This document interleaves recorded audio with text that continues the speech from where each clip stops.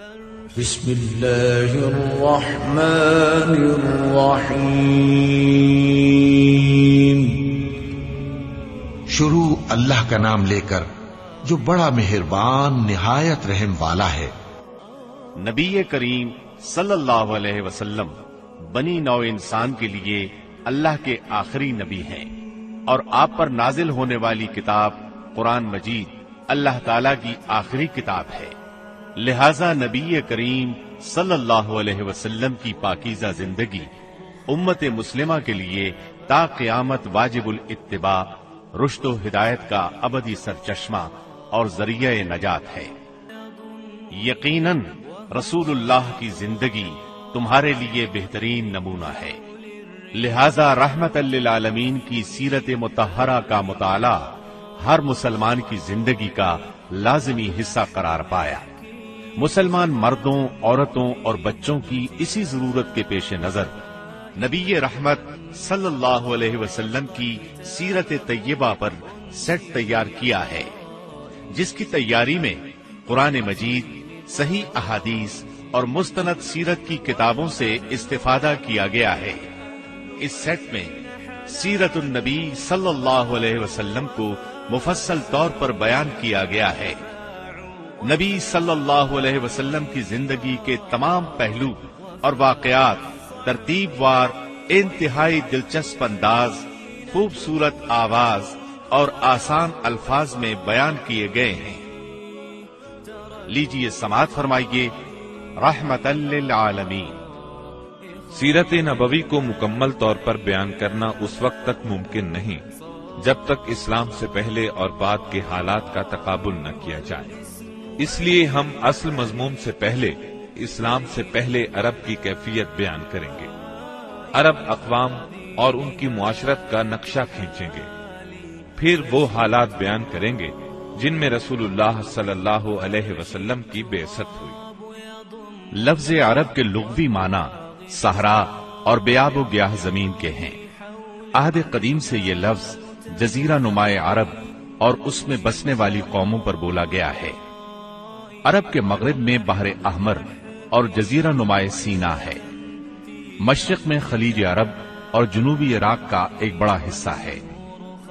جنوب میں بحر عرب ہے جو در حقیقت بحر ہند کا پھیلاؤ ہے۔ شمال میں ملک شام اور کسی قدر شمالی عراق ہے۔ ان میں سے بعض سرحدوں کے بارے میں اختلاف بھی ہے۔ کل رقبے کا اندازہ 10 لاکھ سے 13 لاکھ مربع میل تک کیا گیا ہے۔ نسلی اعتبار سے مورخین نے عرب اقوام کی 3 قسمیں قرار دی ہیں۔ نمبر 1، عرب بائدہ، یعنی وہ قدیم عرب قبائل اور قومیں جو بالکل ناپید ہو گئیں اور ان کے متعلق ضروری معلومات بھی دستیاب نہیں، مثلا عاد، سمود، تسم، جدیس، عمالقہ وغیرہ۔ نمبر 2، عرب عاربہ، یعنی وہ عرب قبائل جو یعرب بن یشجب بن قحطان کی نسل سے ہیں، انہیں قحطانی عرب کہا جاتا ہے۔ نمبر 3، عرب مستعربہ، یعنی وہ قبائل جو سیدنا اسماعیل علیہ السلام کی نسل سے ہیں، انہیں عدنانی عرب کہا جاتا ہے۔ عرب عاربہ یعنی قحطانی عرب کا اصل گہوارہ ملک یمن تھا۔ یہیں ان کے خاندان اور قبیلے مختلف شاخوں میں پھوٹے، پھیلے اور بڑھے۔ ان میں سے 2 قبیلوں نے بہت شہرت حاصل کی۔ ایک ہمیر، جس کی مشہور شاخیں زید الجمہور، قزاع اور سکاسک ہیں۔ دوسرا کہلان، جس کی مشہور شاخیں ہمدان، انمار، مزہج، تے، کندہ، لخم، جزام، ازد، اوس، خزرج اور اولاد جفنا ہیں، جنہوں نے آگے چل کر ملک شام میں بادشاہت قائم کی اور آل غسان کے نام سے مشہور ہوئے۔ عرب مستعربہ کے جد اعلیٰ سیدنا ابراہیم علیہ السلام اصلاً عراق کے ایک شہر اور کے باشندے تھے۔ یہ شہر دریائے فرات کے مغربی ساحل پر کوفے کے قریب واقع تھا۔ اس کی کھدائی کے دوران میں جو کتبے برآمد ہوئے، ان سے اس شہر کے متعلق بہت سی تفصیلات منظر عام پر آئی ہیں۔ اور سیدنا ابراہیم علیہ السلام کے خاندان کی بعض تفصیلات معلوم ہوئی ہیں۔ نیز ملک کے دینی اور اجتماعی حالات بھی سامنے آئے ہیں۔ سیدنا ابراہیم علیہ السلام یہاں سے ہجرت کر کے شہر حران تشریف لے گئے تھے اور پھر وہاں سے فلسطین جا کر اس کو اپنی دعوتی سرگرمیوں کا مرکز بنا لیا اور دعوت و تبلیغ کے لیے یہیں سے اندرون و بیرون ملک آتے جاتے رہتے تھے۔ ایک بار آپ مصر تشریف لے گئے۔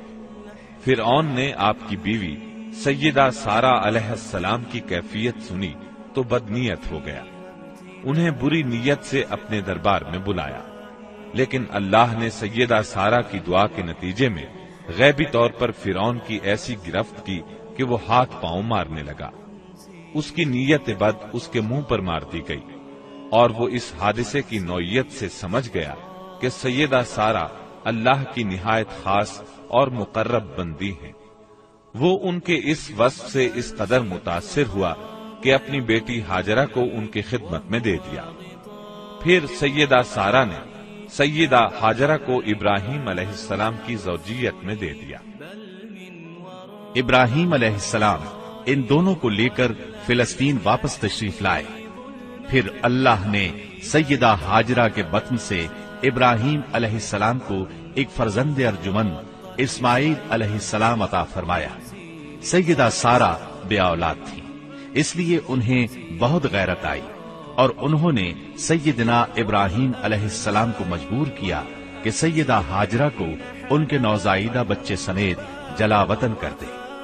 حالات نے ایسا رخ اختیار کیا کہ انہیں سیدہ سارہ کی بات ماننا پڑی اور وہ سیدہ ہاجرہ اور اسماعیل علیہ السلام کو لے کر حجاز تشریف لے گئے۔ وہاں انہیں ایک بے آب و گیاہ وادی میں اتار دیا۔ اسی جگہ آج بیت اللہ ہے، اس وقت نہیں تھا، صرف ٹیلوں کی طرح ابھری ہوئی زمین تھی۔ سیلاب آتا تو دائیں بائیں سے کترا کر نکل جاتا تھا۔ وہیں مسجد حرام کے بالائی حصے میں زمزم کے پاس ایک بہت بڑا درخت تھا۔ آپ نے ان دونوں کو اسی درخت کے پاس چھوڑا تھا۔ اس وقت مکے میں پانی تھا نہ انسان، اس لیے سیدنا ابراہیم علیہ السلام نے ایک توشہ دان میں کھجوریں اور ایک مشکیزے میں پانی رکھ دیا۔ اس کے بعد فلسطین واپس چلے گئے۔ ادھر چند ہی دن میں کھجوریں اور پانی ختم ہو گیا۔ سخت مشکل پیش آئی، مگر اس مشکل وقت میں اللہ کے فضل سے زمزم کا چشمہ پھوٹ پڑا اور ان کے لیے خوراک کا سامان بن گیا۔ اسماعیل علیہ السلام جب جوان ہوئے تو جرہم قبیلے سے عربی سیکھ لی۔ یہ قبیلہ وہاں پانی دیکھ کر آباد ہو گیا تھا۔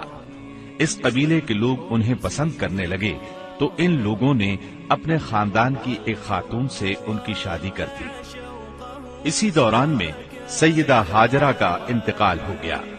ادھر سیدنا ابراہیم علیہ السلام کو خیال آیا کہ اپنا ترکہ دیکھنا چاہیے، چنانچہ وہ مکہ معظمہ تشریف لے گئے، لیکن سیدنا اسماعیل علیہ السلام سے ملاقات نہ ہوئی۔ بہو سے حالات دریافت کیے، اس نے تنگ دستی کی شکایت کی۔ آپ نے وصیت کی کہ اسماعیل آئیں تو کہنا اپنے دروازے کی چوکھٹ بدل دیں۔ سیدنا اسماعیل علیہ السلام اس وصیت کا مطلب سمجھ گئے۔ انہوں نے بیوی کو طلاق دے دی اور ایک دوسری عورت سے شادی کر لی جو جرہم کے سردار مزاز بن عمرو کی صاحبزادی تھی۔ ان کی دوسری شادی کے بعد ایک بار پھر سیدنا ابراہیم علیہ السلام مکے تشریف لے گئے، مگر اس مرتبہ بھی سیدنا اسماعیل علیہ السلام سے ملاقات نہ ہو سکی۔ بہو سے حال پوچھا تو اس نے اللہ کی حمد و ثنا بیان کی۔ آپ نے وصیت کی کہ اسماعیل اپنے دروازے کی چوکھٹ برقرار رکھیں اور فلسطین واپس ہو گئے۔ اللہ تعالی نے مزاز کی بیٹی سے اسماعیل علیہ السلام کو 12 بیٹے عطا فرمائے۔ ان 12 بیٹوں سے 12 قبیلے وجود میں آئے اور سب نے مکے ہی میں رہائش اختیار کی۔